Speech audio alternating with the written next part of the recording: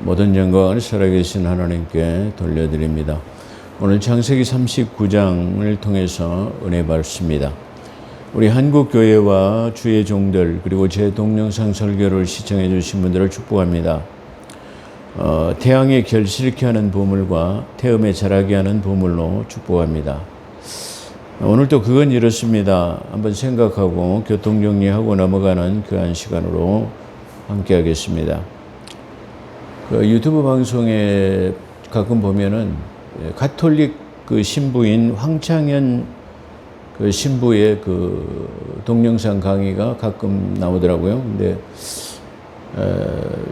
몇 번 저분이 뭘 주로 강의를 많이 하시가 소위 가톨릭 신부로서는 아마 스타 강사라고 말해요. 아주 많은 곳에 이렇게 불려가서 강의를 하신 분으로 그렇게 소개를 하시더라고. 그런 분으로 알고 있거든요. 근데 황창현 신부 동영상을 한번 들어봤더니 그분의 지론입니다. 그분이 생각하는 신학적 사상인 것 같아요. 신학적 사상인데 대부분은 그분은 인생 무상과 허무주의자가 아닌가 그렇게 생각이 듭니다. 그런 측면에서 본다면 우리 기독교인들은 가톨릭과는 무관하죠. 그렇기 때문에 특별히 그분의 동영상을 시청하지 않는 게 좋습니다. 왜 그러냐면은 서두에 말한 것처럼 그분은 인생 무상의 허무주의자이기 때문에 그냥 캐스라 세라 먹고 마시고 그리고 재산도 자녀들에게 물려줄 필요도 없고 그냥 다 쓰고 죽어라. 또 자녀들도 날 필요도 없단 말이야. 속삭이니까. 이런 위주로 주로 말을 하신 것 같아요. 얼핏 보면은 맞는 것 같습니다만은 전혀 맞지 않습니다. 그분이 뭘 잘못하고 있느냐 그러면요. 자, 예를 들어서 자기가 운영하는 힐링센터가 있다고 그래요. 근데 아마 거기는 고추장 된장을 만들어 가지고 이게 판매하는 판매 수익으로 아마 여러 가지 사업들을 하는 모양입니다. 근데 그 힐링센터에 오면은 일주일간 월요일부터 토요일까지인가 그러겠죠. 6일 동안 있으면 13만 원만 내면 밥 먹여주고 재워주고 그래가지고 이렇게 힐링을 하고 돌아가는데 많은 사람들이 아주 굉장히 흡족해하고 행복해한다고 그럽니다. 근데 그분의 나중에 얘기를 들어보니까 많은 나이 드신 할머니들이죠. 나이 드신 분들이 주로 많이 오는데 할머니들이 많이 오신가 봐요. 근데 그 사람들이 주로 오는 사람들이 뭐냐면은 자기 집을 저당 잡혀가지고 그 돈을 가지고 쓰고 다니는 그런 분들이 있는가 봐요. 근데 자기 집을 저당 잡혀가지고 그거 쓰고 다니면서 쓰면서 이렇게 행복할 줄 모른다. 그렇게 말하더라고요. 아니, 자기 집을 저당까지 잡혀가지고 그렇게 쓰고 자는 것이 그렇게 행복할까요? 근데 그렇게 소개를 하고 있어요. 그래서 저당잡혀 사용하는 이것이 사용한다고 그렇게 말하면서 또한 자녀들에게 의존하지 말라 그렇게 말합니다. 물론 자녀들을 의존하려고 하는 것은 아니죠. 우리가 자녀들을 낳고 양육하고 훌륭한 인격을 소유하고 하나님을 믿고 잘 살게 하는 것이 부모의 덕이지 그걸 자녀를 양육해 가지고 나중에 의지하려고 하는 생각은 버려야 될 것이다 그렇게 생각해 봅니다. 물론 그들이 효를 통해 가지고 부모한테 잘하는 것은 좋지만 그렇지 못한다 할지라도 우리는 큰 기대를 해서는 안 된다 그렇게 생각해 볼 수 있어요. 그래서 그런 취지는 자녀들에게 의지하지 말라는 취지는 상당히 좋아 보입니다. 그렇지만 자기가 쓰지도 못하고 자녀들에게 유산을 물려줄 필요가 없단 말이야. 그러니까 조금 전에 말한 것처럼 재산 다 팔아가지고 그냥 써라 말이야. 먹고 싶으면 자녀들에게 안 사준다고 기다릴 필요 없이 돈을 가지고 자기 돈으로 가서 사 먹으라 말이야. 그분이 지론이 그런 것들이에요. 그래서 자녀들에게는 재산도 물려줄 필요가 없다. 그렇게 말씀하시더라고요.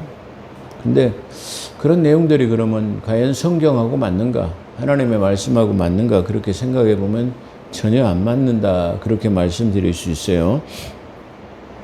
그래서 자녀들에게 다 유산을 물려줄 필요가 없기 때문에 그냥 살면서 풍요롭게 다 쓰고 그냥 에게 누려라 말이야.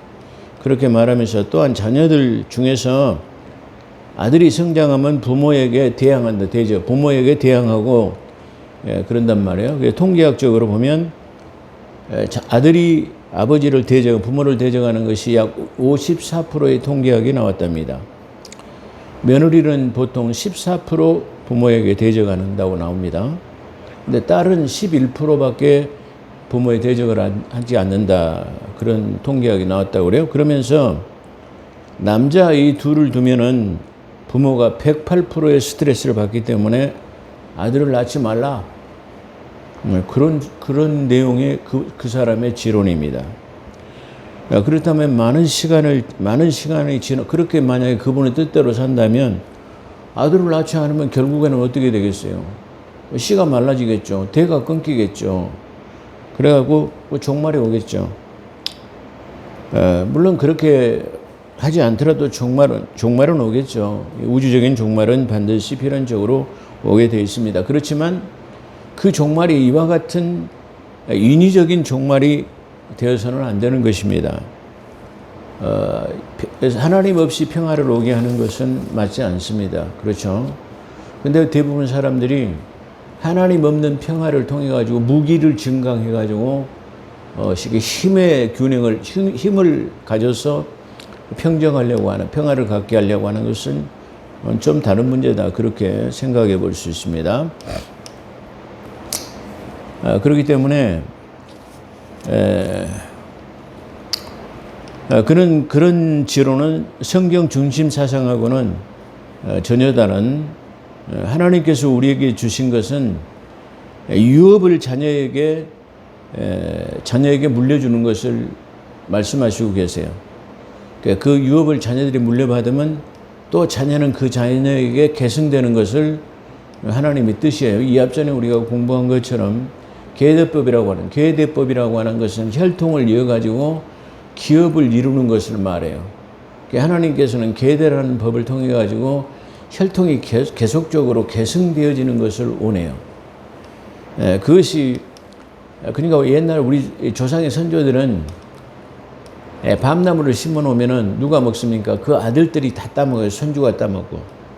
그럼 그 아들이 따먹을 때는 또 자기가 밤나무 하나를 더 심습니다.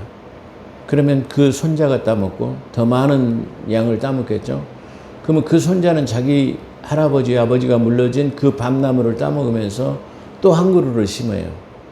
이렇게 가다 보면 그 후손들은 많은 것을 누리게 되는 것이 우리 조상들의 지혜입니다. 근데 성경 사상 역시 하나님께서 이렇게 하나님이 주신 그 축복을 우리가 잘 누리고 가꾸고 그것을 갖다가 증가시켜가지고, 그 달란트 사육으로 비유되죠. 그것을 더 많이 남겨가지고 이게 물려주는 것, 더 많이 남겨서 남에게 헌신하는 것, 이게 우리가 기독교 사상이에요. 근데 그걸 하지 말라는 겁니다. 하나님께서는 이렇게 계속적으로 계승되어지고 대대로 그 유업이 물러받기를 원하는 것이 하나님의 뜻이다. 그렇게 말씀드린데요. 하나님은 우리에게 다스리고 정복하고 충만하라. 그렇게 말씀하셨는데요. 충만하라는 뜻은 채우라는 것이에요. 가득 채우라는 그런 의미입니다. 창세기 1장 1장에서 아담과 하와를 만들어 놓으시고 다스리고 정복하고 충만하라. 채우라 이 말. 가득 채우라. 그렇게 축복하셨습니다. 시편 127편에 보면 시편 127편 이런 말을 듣고 잘 깨달아야 될 줄로 믿습니다. 시편 127편 보라 자식들은 여호와의 기업이요. 자식이 누구요? 하나님의 기업이요. 하나님께서 원하시는 거예요. 그 자식들이 하나님의 기업이 되는, 점점 창대해지는 것이 하나님의 기업이에요. 보라 자식들은 여호와의 기업이요. 태의 열매는 그의 상급이라. 태의 열매. 자녀들을 낳을 수 있는 게 큰 상급이다. 그런 말이에요. 태의 열매는 그의 상급이라. 젊은 자의 자식은 장사의 수중의 화살 같으니 이것이 그의 화살통에 가득한 자는 복되도다. 그들이 성문에서 그들의 원수와 담판할 때에 수치를 당하지 아니하리라. 이 말은 무슨 말? 우리가 두 가지 것으로 생각해 볼 수 있는데요. 우리가 천국에 가면은 저 사탄이 보고 야, 네가 뭐 있는데 천국 가냐? 그렇게 이게 쉽게 말하면 비아냥거릴 때 우리는 당당히 말할 수가 있어요. 뭐냐면은 그래 나는 내 믿음을 지켰고 내 자녀들에게 믿음을 계승시키고 하나님을 섬기도록 하는 그 일을 하고 왔어라고 말할 수 있는 그런 당당함이 있어야 된다, 그런 말이에요. 또 두 번째로는 여기서 말하는 진짜 의도는 뭐냐면 원수와 성문에서 말할 때, 다시 말하면 소송이나 재판이 걸릴 때 성문에서 재판과, 옛날에 저 유대인은 재판이 어디서 열리면 성문이라고 하는 곳에서 재판이에요. 누가 재판을 하면 장로들이라고 하는 사람들이 재판을 하는 거예요. 그래서 원수와 성문에서 말할 때 담판을, 소송이 걸렸을 때 무시를 당하지 않아요. 그렇기 때문에 자녀가 뭐 특별한 의미가, 특별하게 뭘 내가 도움을 받지 않아도 자녀 하나가 있는 것이 얼마나 든든하다, 그런 뜻이에요. 그래서 그것을 갖다가 전쟁터에 나가는 장사가 이 화살통에다가 화살이 가득 들어야지 한 서너 개 달랑달랑 들고 다니면 든든하겠어요? 든든하지 못하단 말이에요. 그런 것처럼 자식은 이렇게, 물론 자식이 없을 수도 있어요. 그렇지만 기왕이면 우리가 자식들이 있으면 더 좋은 것이다. 그런데 그 사람은 자식 낳지 말아라, 그렇게 말해. 이게 하나님의 뜻과는 배치된다, 그런 말이에요. 우리가 가까운 우리 경로당회를 가보면요, 경로당이나 노인정을 저는 가보지는 않습니다만은 대단히 그 무시당하는 사람들이 있어요. 어떤 사람들이 경로당회가 무시당하냐면은 자식들이 아들, 딸이 없는 혼자 살아가는 노인들, 독거노인들이 경로당에 가면 완전히 왕따 다녀요. 왜? 아무도 찾아온 사람도 없고 자식도 없기 때문에 무시당한다, 그런 말이에요. 그렇기 때문에 자식이 있는 것하고 없는 것하고는 엄청 다르다. 내가 자식한테 큰 도움을 받지 않아도 이와 같이 누구 자녀가 잘 됐다고 그러네? 그러면 달리 보이는 거예요. 근데 누구 자녀도 없고 자녀가 잘못됐다고 하면 그 사람 자체도 무시당해요. 그렇잖아요. 우리의 삶 속에 이렇게 번연히 나타나는 것들이 지금 하나님 말씀에 기록되고 있다, 그런 말이에요. 그래서 우리가 그 원수와 담판할 때 수치를 당하지 아니라, 다시 말해 소송이 걸렸거나 어떤 문제가 제기됐을 때 자녀들이 많이 있으면 무시하지 않는다, 이런 말이에요. 아주 소중한 말이다. 그래서 우리는 시편 127편에 이렇게 말하고 있는데, 그러지 말라라고 하는 것은 안 맞다. 그래서 출애굽기를 보게 되면 믿음이 계승되어지고 지켜지는 것을 말합니다. 그래서 대대로 지키라, 대대로 지키라, 이런 말이 성경에서는 이게 수없이 많이 나오고 있어요. 그 대대로 지키라는 말은 너도, 네 아들도, 네 손주도, 대대로 증손도, 고손도 이렇게 다 믿음이 계승되어지기를 원하는 것이 하나님의 뜻이다, 그렇게 우리가 말할 수 있어요. 물론 우리가 그 불임 때문에 자녀를 못 갖는 경우도 있어요. 그렇지만 우리가 그분이 말하는 것처럼 내가 못 갖는 것하고 갖지 않는 것하고는 엄청난 의미가 차이가 있어요. 그걸 우리가 생각해 봐야 되기 때문에 그런 사람은 우리가 될 수 있으면 우리 그런 동영상은 기피하고, 그런 걸 들어서 얼뜻 들으면 맞는 얘기 같지만 우리 기독교 정서하고는 전혀 맞지 않는다라는 것을 그렇게 말할 수 있습니다. 또한 그 사람은 성경을 성서라고 표현해요. 성서라고 표현하는 것은 절대 안 맞습니다. 왜 그러냐면 성서는 하나의 책으로 보는 거예요. 근데 물론 거기에 거룩한 성자가 들어가 있지만 거룩한 책이다, 그런 말이에요. 성경이라는 거룩한 정경이라는 의미를 가지고 있어요. 그렇기 때문에 성경이라고 부르는 것과 성서를 부르는 것은 엄격한 차이가 있고, 성서라고 부르면 그 정경을 격화시키려고 하는, 비하시키려고 하는 의도가 들어있다는 것을 우리가 기억해야 돼요. 그렇기 때문에 특히 성경을 성서라고 부르는 사람들은 대상이 인본주의 신앙 사상이 들어있다는 것을 우리가 기억하면 좋을 거예요. 특히 유의해야 합니다. 어떤 목사님 채널, 그 유튜브 채널도 보니까 성서TV라고 그러는 말이에요. 근데 그 성서 TV를 운영하신 분이 은퇴하신 목사님이에요. 근데 그분도 역시 아니 기왕이면 성경 TV라고 하지 왜 성서 TV라고 합니까? 그래가지고 하는데 그분은 주로 뭐냐면은 우리 한국 교회에서 일어나는 이 모순, 잘못된 것 비리만 폭로하는 그런 채널이에요. 아니 은퇴한 목사님이 할 일이 없어가지고 그 교회 비리나 폭로하고 그냥 그 어떤 문제점이 생기면 때는 이때다라고 그걸 보도하는 것이 맞습니까? 그건 포도원을 허는 여우와 같은 행위예요. 그렇기 때문에 그런 것들은 조심해야 돼요. 그건 교회를 허무는 일은 하지 말아야 되죠. 예, 하지 말아야 되기 때문에 대단히 조심해야 된다. 그렇게 말씀드릴 수 있습니다. 자, 본문으로서 은혜 받습니다. 창세기 38장은 예수 그리스도의 믿음의 계보를 이 앞장 38장에서는 믿음의 계보를 말하는 거예요. 믿음의 계보라는 것은 우리가 잘 알다시피 아브라함과 이삭과 야곱 그랬어요.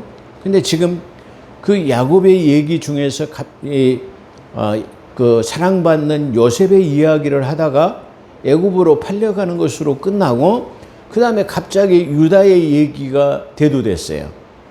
그러니까 유다를 통해서 그 장자 엘이 죽자 그 계대라는 것을 통해 가지고 그 다말이라는 그 자부를 통해서 계대법을 통해 가지고 두 아들을 낳는데 베레스와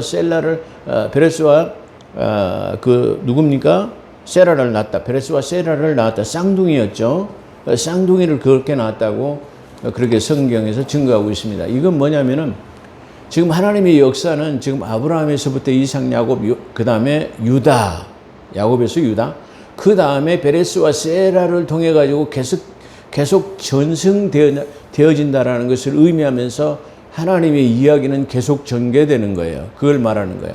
그러니까 그 다음에 또 이게 계속해서 전개될 수 있겠죠. 그런 측면으로 우리가 이해하면 성경을 이해하는데 더 중요한 의미를 가질 수 있을 것이다.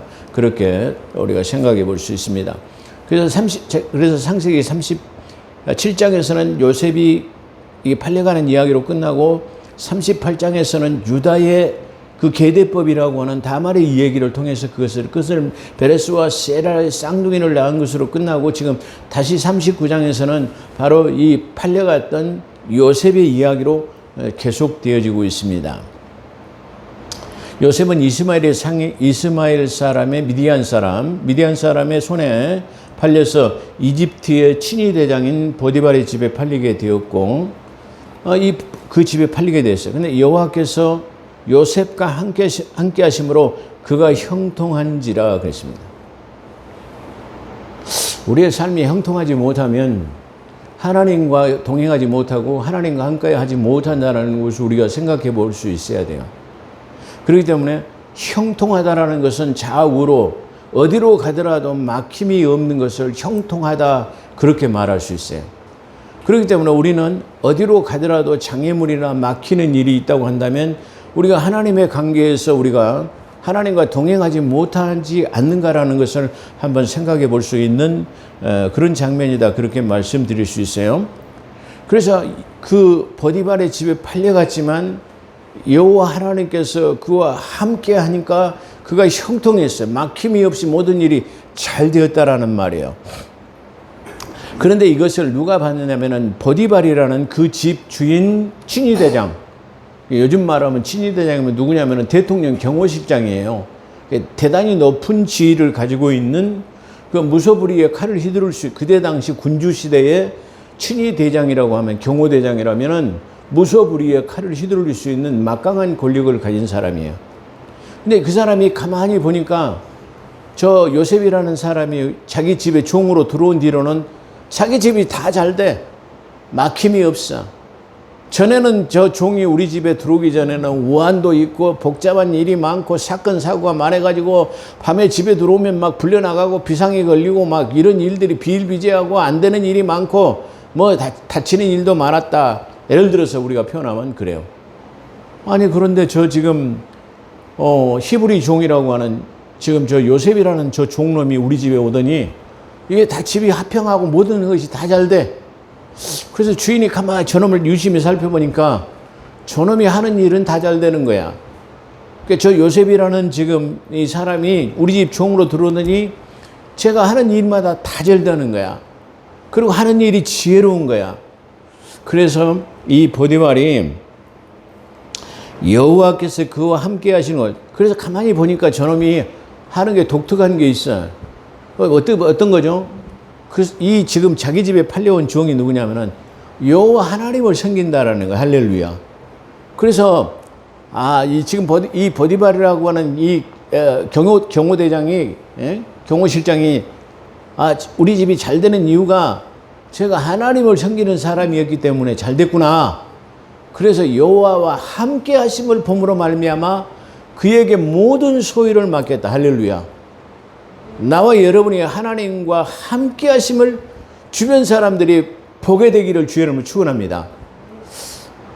저분은 별로 특별한 일을 하는 것이 없어. 근데 저분은 무탈해. 그 다음에 저분은 특별한 일이 직장 생활 해봐 돈도 많이 벌지 않은데도 화목하고 행복해 보이고 늘 즐거워. 그 뭐죠? 그 이유는 바로 하나님이 우리와 함께 하시기 때문에 그걸 주변 사람들이 알아야 된다. 그런 말이에요. 그러잖아요. 제가 하나님의 사람이라는 것을, 독특한 하나님의 사람인 것을 알아야 돼요. 근데 우리는 우리의 삶 속에서 옆집 사는 사람도 내가 그리스도인인 것, 하나님의 사람인 걸 모를 때가 많아요. 왜?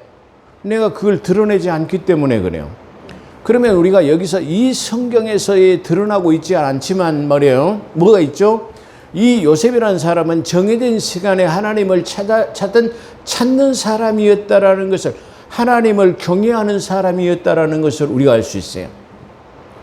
저 바벨론으로 포로로 잡혀갔던 느부갓네살 왕에 의해서 바벨론 포로로 잡혀갔던 다니엘은 구약 성경에 기록된 대로 하루에 3번씩, 하루에 3번 창문을 열었고 예루살렘을 향하여서 3번 기도했어요.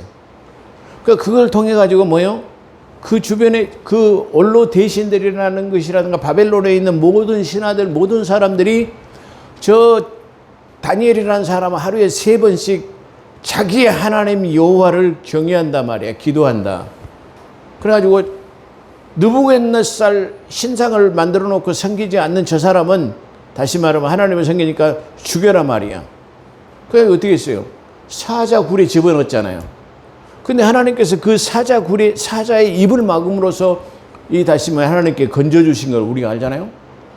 그의 친구인 사드락과 메삭과 아벳느고도 평소에 타는 풀무불이라는 건 뭐예요? 쇠를 녹이는 불이에요. 쇠를 물처럼 녹여갖고 이렇게 식겸 하잖아요. 그게 풀무불이에요. 얼마나 뜨거운 불이, 쇠를 녹이는 불이기 때문에 얼마나 세겠어요.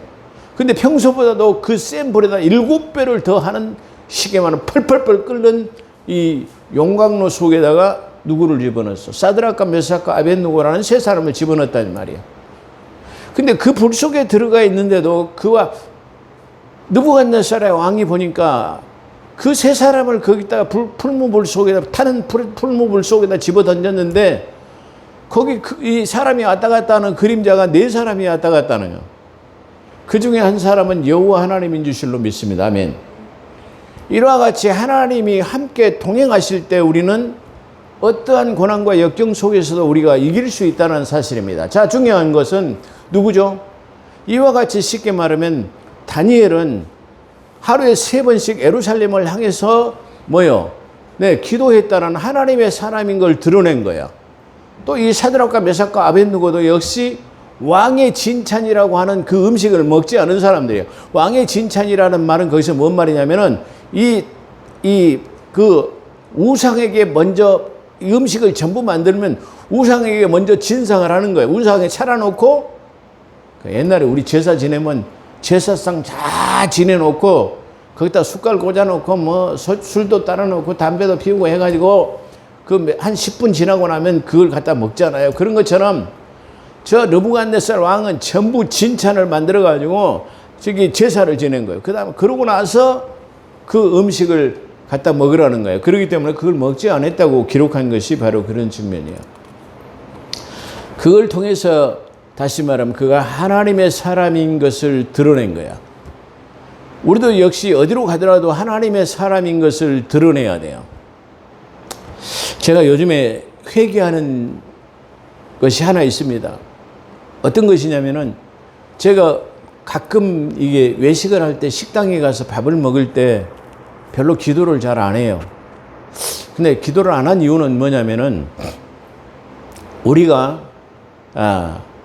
밥 먹을 때는 기도를 하면서 뒤로 돌아서 갖고 우리 행동이 다시 말하면 잘못되거나 거칠게 되면 밥 처먹을 때 기도는 잘하더만 저 행동이 뭐야?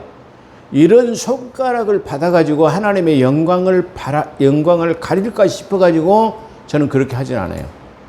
그렇다고 그러면 기도를 안 하면서도 뭐냐면 내 행동 거지가 아주 단정한 그런 방정한 그런 모습을 보였을 때 만약에 어떤 사람들이 그가 목회자인 것을 나중에 알았다고 한다면 그분의 행동이 믿는 사람이었기 때문에 역시 좀 달랐어라고 하는 것이 영광이 될 수 있기 때문에요. 근데 반대로 우리가 밥 먹을 때 기도는 열심히 해놓고 쉽게 말하면 종업원들에게 대하는 태도라든가 언행이 불순하다고 한다면 그 사람들이 어떻겠어요? 아이고 밥 처먹을 때 기도는 잘하더만 행동은 엉망이네? 이런 소리를 듣지 않기 위해서 저는 그럽니다. 어떤 사람은 그래요. 교회 집사라는 분이 밥을 먹어요.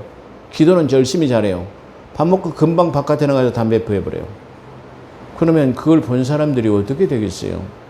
우리가 그런 측면도 한번 잘 생각해 봐야 된다. 그렇게 말할 수 있을 것입니다. 자, 창세기 26장에 보면 이삭이 그랄에 거했어. 그랄에 거할 블레셋 지방이었었죠. 블레셋이라고 하는 그랄에 거할 때 그 블레셋의 왕은 아비멜렉이라는 왕이었어요.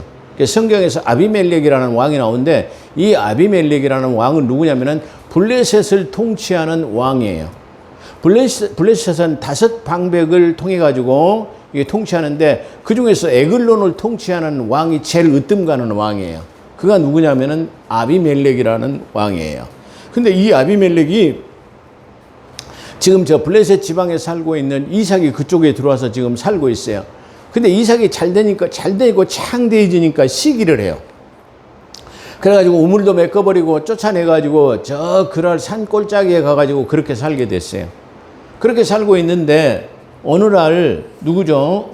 얼마 후에 시간이 지난 뒤에 아비멜렉 왕의 친구인 아후삿과 군대 장관 비골이 지금 이삭을 찾아왔어요. 갑자기 찾아와가지고 이거는 뭐라고요? 너하고 우리하고 좀 합친하자 말이야. 그러니까 이삭이 아니 너희들이 언제는 못 살게 굴고 쫓아내고 말이야. 이게 샘 파면 메꿔버리고 사만 파면 메꿔버리고 이렇게 쫓아내더니 지금 와가지고 나보다 합친하자는 이유가 뭐냐 그렇게 물었어요. 그랬더니 그 이유가 무엇이냐 그렇게 물으니까 그들이 이르되 여호와께서 너와 함께 하심을 우리가 분명히 보았노라. 그러므로 우리가 너와 우리하고 화친하자 말이야. 계약을 맺자 말이야. 너희가 우리를 치지 않도록 해달라는 거야. 지금 이 소수민족인 지금 이 족장인 이삭이 와가지고 저 군대 장관이 와가지고 군대 친구 왕의 친구인 아우삿과 아비멜렉의 그 친구였던 아우삿과 누구예요? 군대 장관 비골이 와가지고 우리가 평화협정을 맺자는 거예요. 근데 그들이 평화협정을 맺자는 이유가 뭐예요? 여호와 하나님이 너와 함께 하신 걸 내가 분명히 봤단 말이에요. 할렐루야. 이게 중요한 거예요.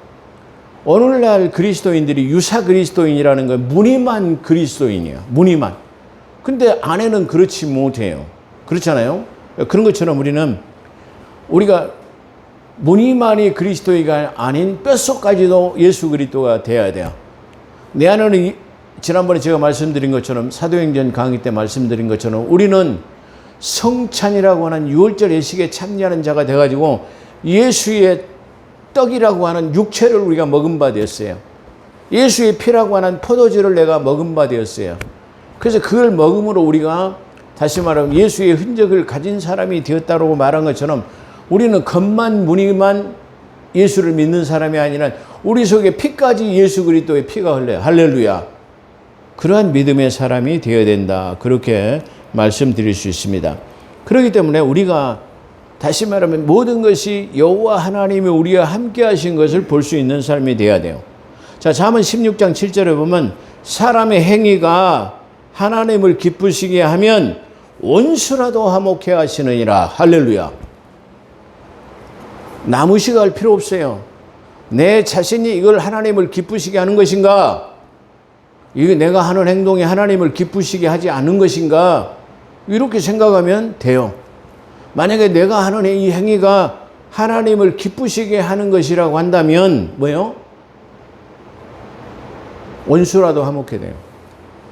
나하고 적대감을 지낸 사람이 됐든 간에 어떤 사람이 원수가 되었던 사람도 이게 화목하게 돼요. 뭐 때문에요? 하나님을 기쁘시게 하면. 하나님을 기쁘시게 하는 자라야 동행하는 삶을 살 수 있다. 그렇게 말할 수 있는 것입니다. 그러므로 요셉이 그의 소유를 모두 요셉에게, 보디발 그 친위 대장이 요셉에게 그의 모든 소유를 그에게 맡기니라. 그러므로 요셉을 위하여 애굽 사람의 집에 복을 내려. 요셉 한 사람 때문에 뭐예요? 그 보디발의 집에 복을 내리는 거야.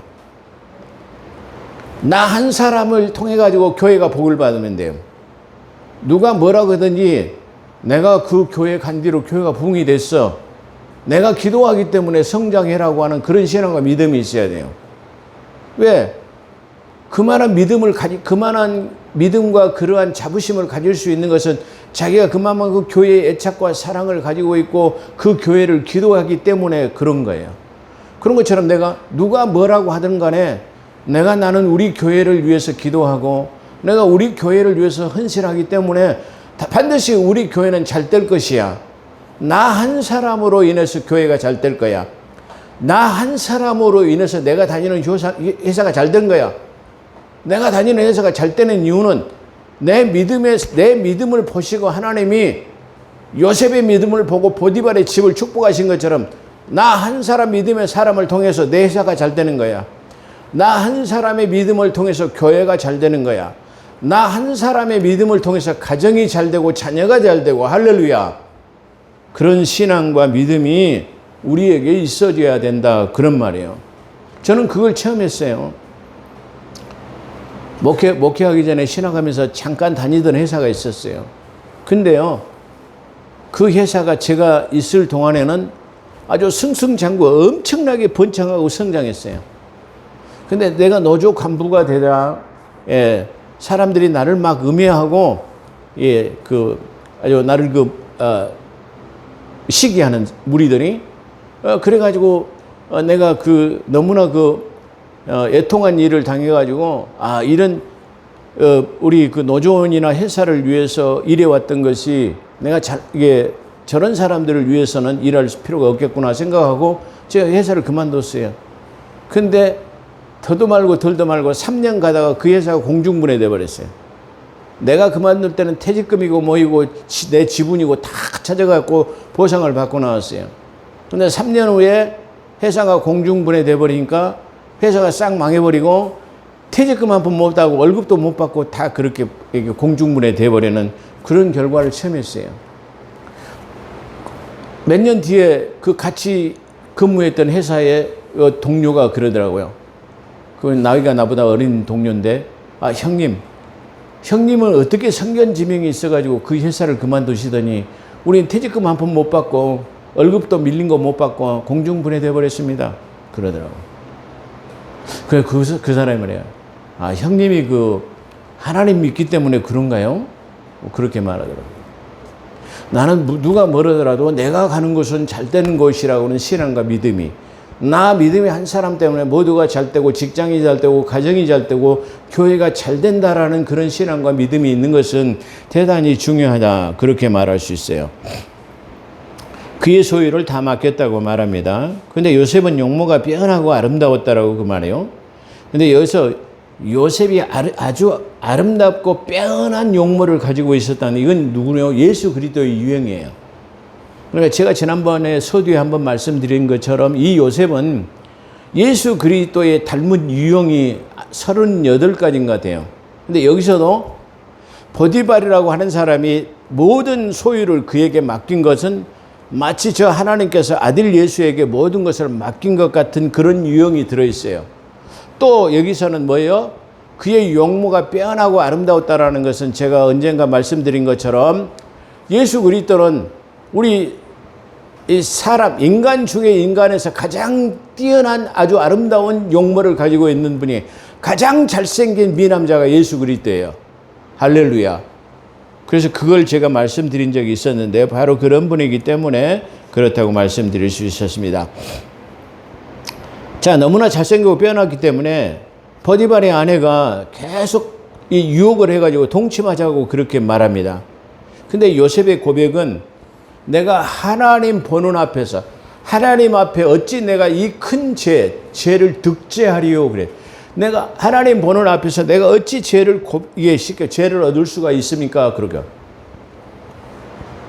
우리 하나님이 우리가 눈에 보입니까? 안 보여. 사람들은 아무도 보는 사람이 없으니까 조금 잘못해도 누가 슬쩍 해도 누가 말하는 사람이 없고 괜찮겠지. 그리고 나는 교회 가서 회개해 버리면 되지 뭐. 이렇게 하나님 없는 것 같이 살아가는 신앙과 믿음이 우리는 하나님을 기쁘시게 못해요. 근데 요셉은 지금 만약에 그렇게 하면은 보는 사람이 없고 포티발은 저기 출근해 가지고 없기 때문에 보는 사람이 없고 하인들도 없고 그러니까 잠깐 이게 쾌락을 즐긴다고 해갖고 쉽게 말하면 큰 죄가 되는 것도 아니기 때문에 그렇게 할 수 있어요. 근데 요셉은 어떻게 해요? 하나님이 보시는 것 같이 하나님이 보시는 것 같은 삶을 사는 거예요. 대부분 우리는 하나님을 아바 아버지라고 부르고 하나님 앞에 기도하고 동행하기를 원하면서도 하나님이 보시는 것 같이 살지 않아요. 하나님이 없으면 그냥 마음대로 해요. 그냥 내 행동에 거리낌이 없이 그냥 사는 거예요. 그건 뭐예요? 하나님이 만약에 지켜보고 계신다고 한다면 그렇게 할 수 있어요? 안 해요. 근데 그렇게 생각하지 않기 때문에 우리는 하나님이 없는 것 같이 하나님을 믿노라 하면서도 하나님을 없는 것 같이 살아요. 그런데 이 요셉은 지금 하나님 앞에 내가 어찌 죄를 득지하려. 우리가 잘못된 것을 행하면 하나님께 죄가 된다라는 걸 알아요. 근데 그걸 알면서도 그걸 행하는 것은 용서받지 못해요. 알지 못했을 때 우리가 저지른 죄는 사함을 받을 수 있어요.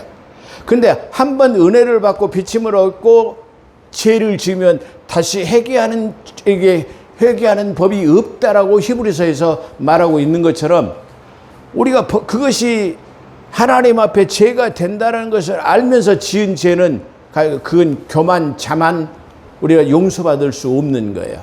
그러나 그것을 알지 못했을 때 지은 죄는 회개하고 자백하면 우리가 용서받을 수 있다는 사실입니다. 자, 오늘 우리가 이 요셉을 통해서 배울 수 있는 것은 하나님이 함께 하심으로 형통했다라는 것이에요. 할렐루야. 하나님이 함께 하심을 그 주변 사람들이 보며 그가 가는 곳마다 잘 됐다라는 것입니다. 오늘 세 번째로는 이 요셉을 통해 가지고 보는 거예요. 뭐요? 하나님이 보시는 것 같은 삶을 사는 거야. 하나님이 늘 보고 계시기 때문에 우리의 행동 거지를 아무렇게나 할 수 없다라는 것을 오늘 말씀을 통해서 말하고 있다. 그렇게 말씀드릴 수 있습니다. 기도하겠습니다. 거룩하시고 자비로우신 하나님, 오늘도 저희들을 불러 모아주시고 귀한 말씀으로 양육하신 것처럼 우리가 하나님과 동행하는 삶이 되게 하시며 또한 하나님이 나와 함께 하심으로 내가 어디로 가더라도 형통한 삶을 살 수 있으며 범사에 잘되는 복을 허락하신 줄 믿습니다. 또한 이 요셉과 같은 신앙과 믿음으로 늘 하나님이 보시는 것 같은 삶, 보지 않는 것 같은 삶이 아니라 늘 나와 동행하시며 나를 보는 삶을 사는 것처럼 사는 요셉과 같은 삶이 되게 도와주시옵소서. 그래 늘 하나님을 기쁘시게 하는 삶이 되게 도와주시옵소서. 감사하며 우리 우주 예수 그리스도 이름으로 감사기도 드리옵나이다. 아멘.